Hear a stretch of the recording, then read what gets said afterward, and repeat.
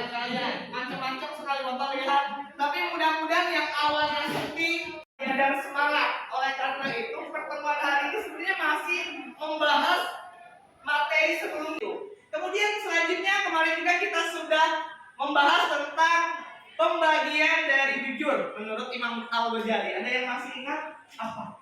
Dari jujur yang pertama jujur dalam hati, Ya. jujur dalam perkataan, jujur dalam perbuatan. Oke. Jujur dalam hati atau niat atau kehendak ya. Kemudian dalam ucapan dan juga dalam perbuatan. Kita akan berbicara tentang masih dengan kejujuran yang mana kompetensi dasar sehari-hari. Kemudian untuk tujuan pembelajaran hari ini yang pertama menemukan contoh perbuatan jujur dan baik.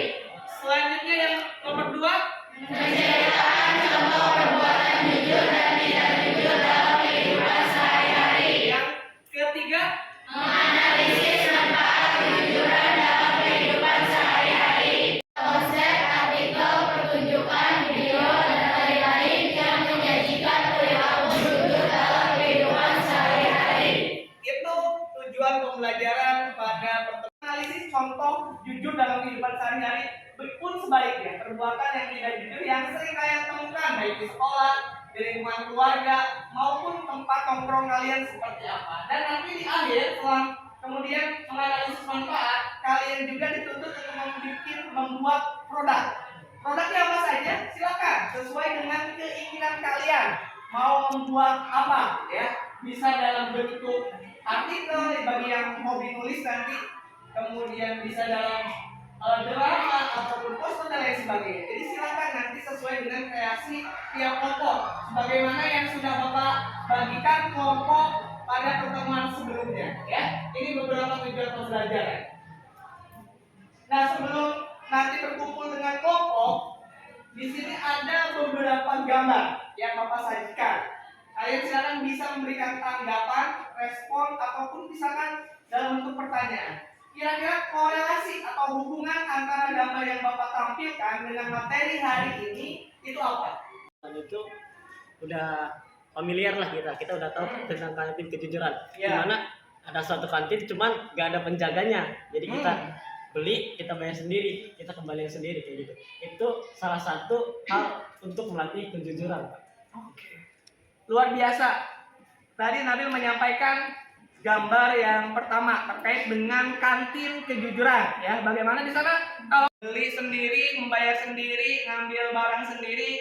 Nah, itu kemudian bagian dari upaya untuk melatih kejujuran di lingkungan sekolah ya. Ketika memang dia sudah terbiasa melakukan kejujuran, maka dia meskipun tidak ada yang melihat, dia akan jujur. Harganya sudah tertera di sana 2.000, jadi dia akan membayar 2.000. Begitupun saat kembalian ya.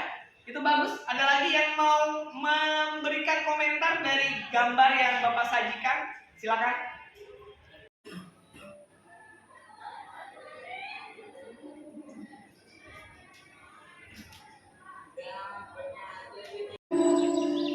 Bang, maaf, nggak jadi bang.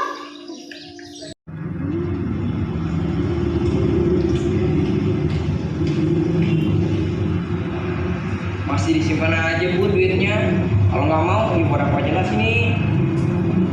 Enggak, buat apa aja lah sini ya. Jangan. Enggak buat apa aja sini ya. Ya. Lah. Nah, itu tuh orangnya tuh. Mesti. Bang. Itu kejujuran bisa mendapatkan hikmah dan kesuksesan kita di masa depan. Oke, luar biasa sekali. Lanjut tadi menemukan buah dari kejujuran itu dia mendapatkan sebuah kesuksesan ya yang dia dapatkan di kemudian hari. Oke, naik apa lagi? Kejujuran adalah kunci dari keberhasilan. Ya, tadi luar biasa yang dipertontonkan, yang boleh jadi kita harus bisa mencontohnya apa yang tadi sudah ditampilkan oleh Budi. Dia diuji oleh temannya, nemu dompet yang luar biasa ya, mungkin puluhan juta di sana. Dia ada juga keinginan, tapi dia bisa menahan diri. Tapi dengan kejujuran itu tadi yang disampaikan oleh Lami dan Naila, berbuah keberhasilan atau kesuksesan. Ada lagi yang menemukan sesuatu. mau nambahin Ani. Nambahin dari Lani. Oke, apa? Tadi kan benar banyak godaannya lah ketika kita menemukan dompet kayak gitu. Apalagi ketika kita butuh uang gitu. Ya. Ada dompet, ada isi uang. Ya, bisa aja kita pakai uangnya gitu.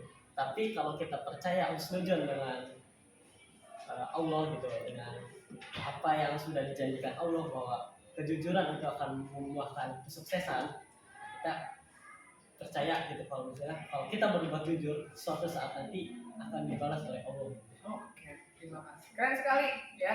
Bapak punya cerita nyata terkait dengan jujur ini ya. Buah kesuksesan, tetapi kejujuran juga membuat kita disenangi oleh banyak orang dan dipercayai oleh banyak orang. Oke, disenangi, ya disenangi, dipercayai. Silakan langsung berkumpul dengan kelompoknya masing-masing.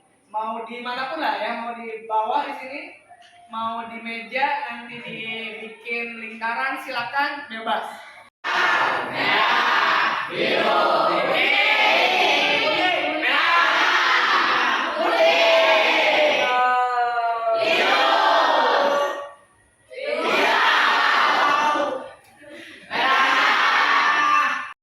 Merah, biru, kuning, merah, hijau, merah, biru, kuning, merah.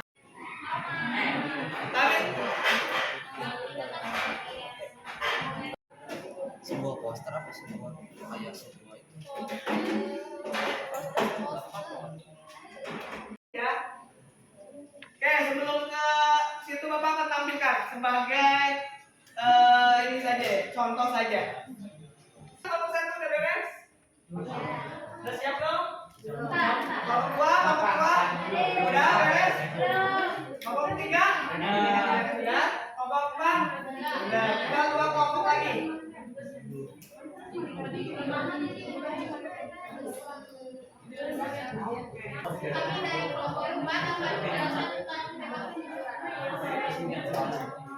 Kejujuran adalah sebuah kebaikan terdalam yang mengajarkan kita untuk bersyukur pada hidup kita sendiri dan membagi kebahagiaan tersebut dengan orang-orang.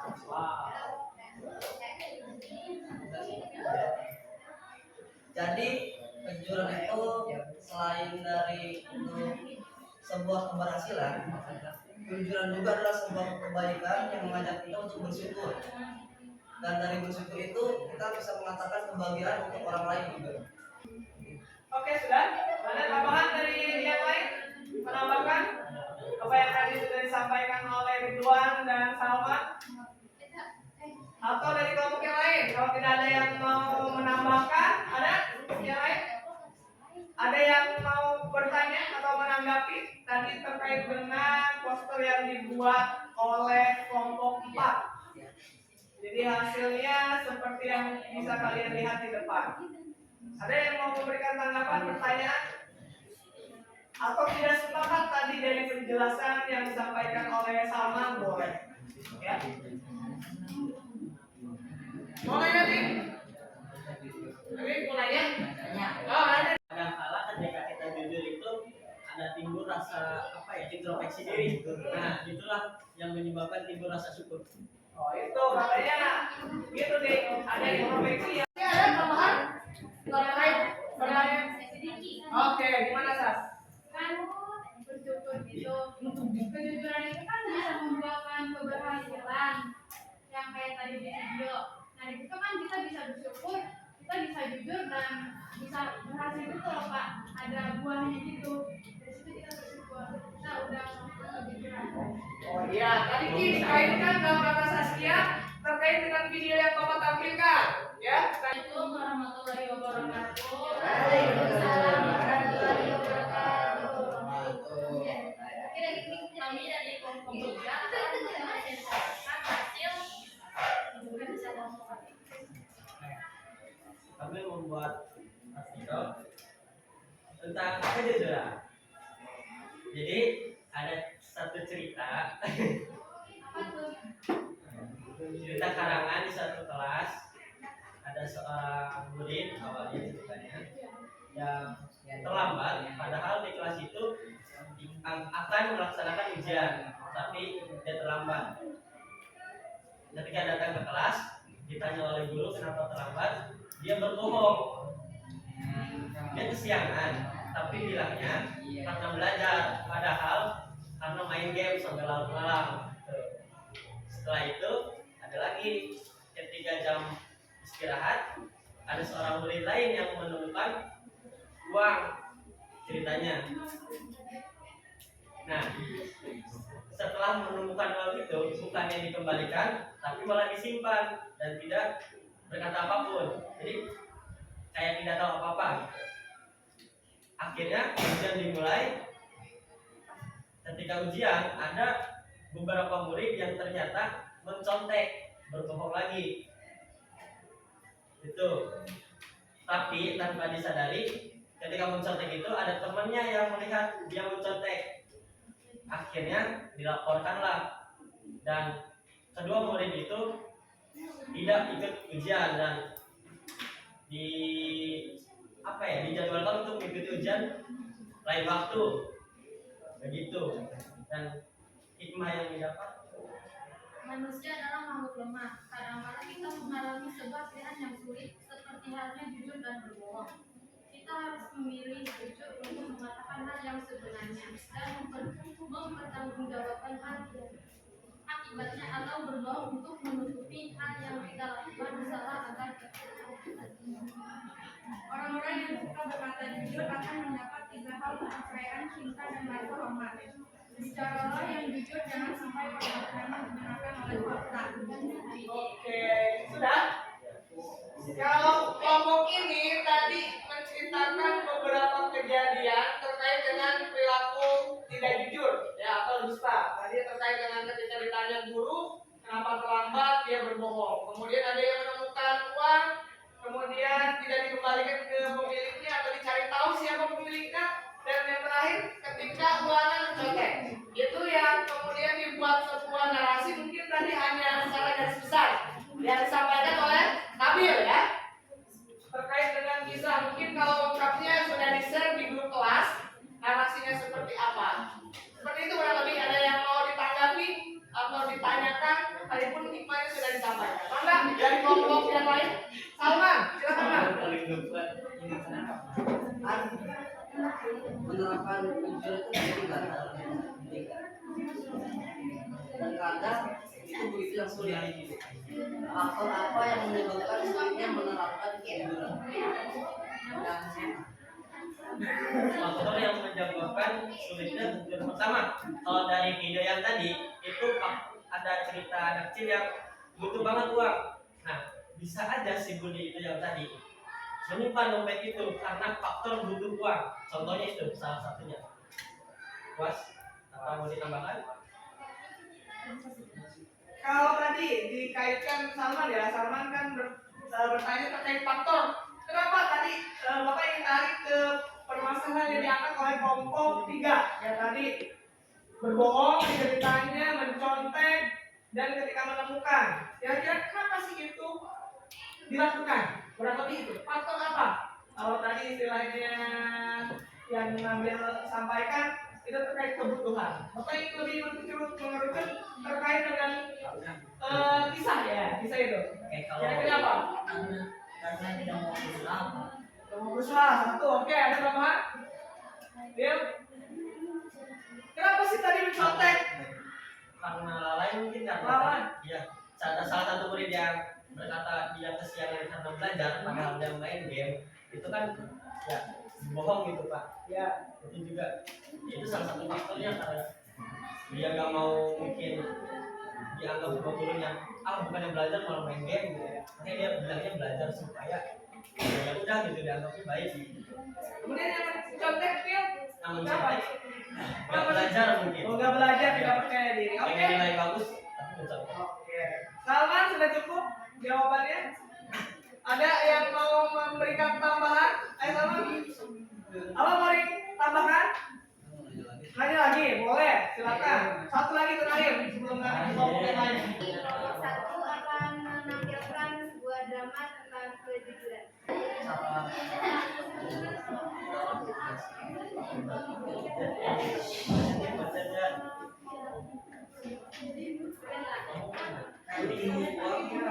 orang lain kok orang lain. Kamu pernah bersabda, Ada hadis yang mengatakan, hendaklah kalian berperilaku jujur, karena jujur menghasilkan kebaikan dan kebaikan tersebut akan mengantarkan seorang ke surga. Sebelah sini. Apabila Sebelah sini ya. apabila seseorang selalu jujur dan akan tetap memilih jujur, maka akan dicatat di sisi Allah bahwa dia adalah orang yang jujur. Hadis riwayat Bukhari. enak ya buat jajan, makan enak, perut kenyang. Hadis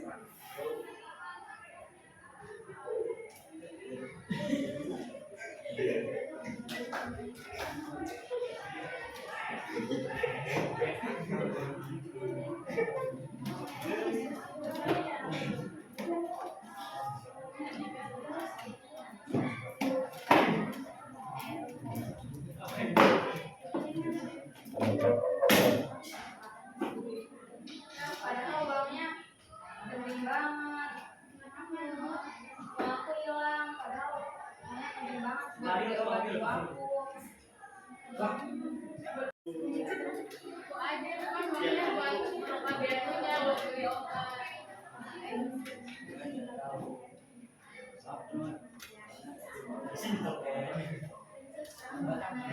Sedangkan baunya kepake banget buat beli obat itu.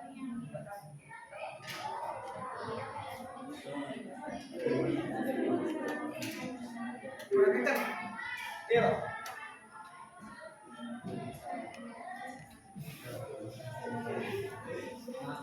Udah lain kali kalau kamu menemukan barang orang apalagi uang jangan langsung diambil dulu, kan nggak tahu uang itu kan buat apa, sepenting apa buat orang tersebut.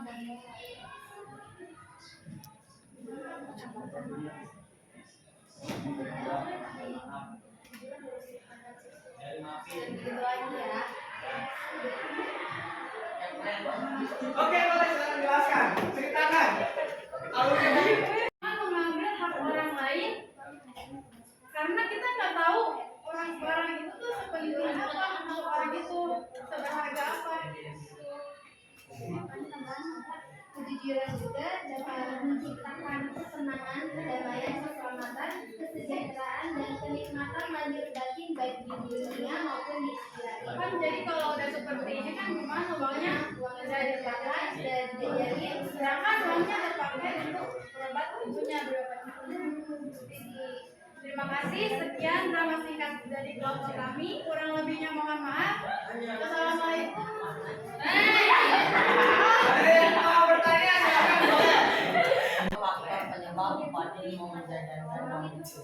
Ya kan nemu uang jajan gitu, uang jajan. Usah pura-pura bagaimana kan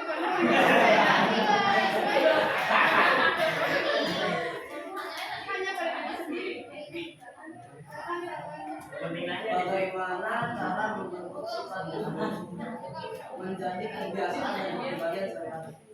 Mungkin dari hal-hal kecil yang kita alami dalam sehari-hari, yaitu kita ke orang tua saja bilang atau kan kita lebih bawa dari mana kan saya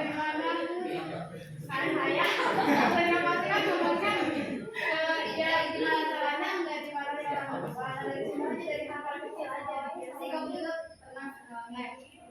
Jadi ini tentang ya dong ya. Ada lagi yang ingin bertanya? Cukup. Sama.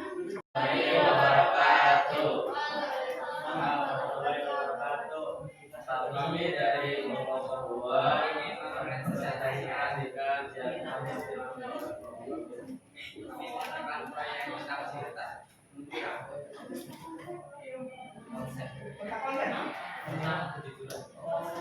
pengertian dari kejujuran dari pernyataan itu. Dua pertanyaan. Mau batasi ya. Fadil dia. dan juga jujur bagi menjadi tiga bagian. Dan itu ada jujur dalamnya. Sedangkan yang kita akan mendapatkan imbalan. Kelompok ini dulu ada tanggapan sebelum ke kelompok yang lain. Berarti ria Jadi kalau misalnya kita melakukan suatu kebaikan tapi ada hal yang kita inginkan, kita dapatkan gitu setelah kita melakukan kebaikan, itu termasuk perbuatan dia. Dia itu perbuatan yang sangat tidak dipuji. Oke, Nabil punya pandangan seperti itu.